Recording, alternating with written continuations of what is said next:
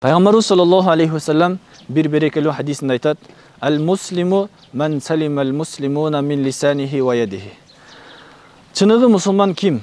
Çınığı musulman başka musulmanlar anın tilinden jana kolundan amandıkta olsa, sak bolsa deydi.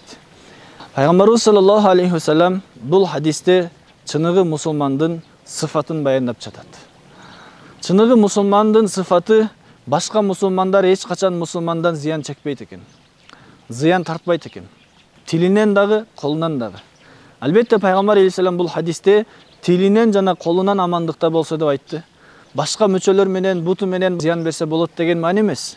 Balkim bu adam balası başka adamlarga ziyan bергende köpçülük uçurda tili menen jana kolu menen ziyan bergen sebepten Peygamber aleyhisselam aytат tilinden jana kolundan.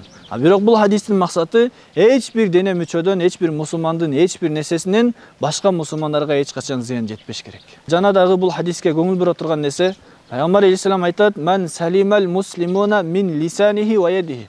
Башка мусулмандар амандыкта, саламатта болсо, тилинен жана колунан. Биринчи тилди айтып жатат. Эмне үчүн? Себеби көпчүлүк учурда адам баласы башкаларга зыян бергенде биринчи тили менен зыян берет, кол менен, бут менен зыян бергенге караганда тилдин зыяны өтө оор, катуураак болот. Бул тууралуу үлгү алуу максатында айтылган, китепте жазылган бир окуя келет. Мурдагы замандардын биринде бир адам менен арыстан дос болуп калат. Экөө өтө жакын болуп жүргөн учурда бир жолу арыстан адатынча эт жеп бүткөндөн кийин оозуну ачканда жанагы адам арыстанга карап: "Эй арыстан досум, капа болгонго бирок оозуң өтө эле жыттанып кетиптир" деп арыстанга айтат. Ошондо арыстанын жүрөгүнө өтө катуу оор келет дагы. Ушунча жылдан бери дос болуп жүргөн элек, бирок сенин сөзүң өтө менин жүрөгүмө катуу тийди. Гел бүгүндөн баштап достугубуз ажырасын, дос болбой эле коелу.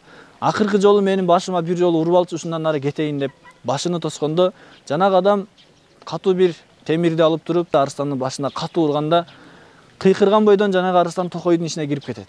Арадан бир канча жыл өтөт, жанагы адам менен арыстан кайрадан жолугуп калат. Кайрадан жолугуп, гел экөөбүз кеширишели, дос болойлу деп кайрадан дос болуп, анан арыстан башыны адамга көрсөтөт: "Эй адам, башымды көрчү, айыгып калыптырбы?" Башын караса, башы айыгып калган. Бирок айтат: "Башымга айыкты, бирок жанагы сен айткан сөз, оозуң жыттанып кетиптир деген сөз дагы эле жүрөгүмдө турат" дейт. Демек караңыздар, кол менен, бут менен, дагы башка нерсе менен зыян жеткен болсо, аны кечирип, кетирип коюш, унутуш деле жеңил. Бирок тил менен келген зыян адам баласынын жүрөгүндө ар дайым тура берет. Ошондуктан момун мусулман тилине ээ болушту үйрөнүш керек. Пайгамбар алейхиссалам башка бир хадисинде айтты го: "Момун мусулман кээде бир сөз сүйлөйт, анын маанисине өзү деле анча маани бербейт, бирок ошонун себебинен түбөлүктүү бейишин куруп алат.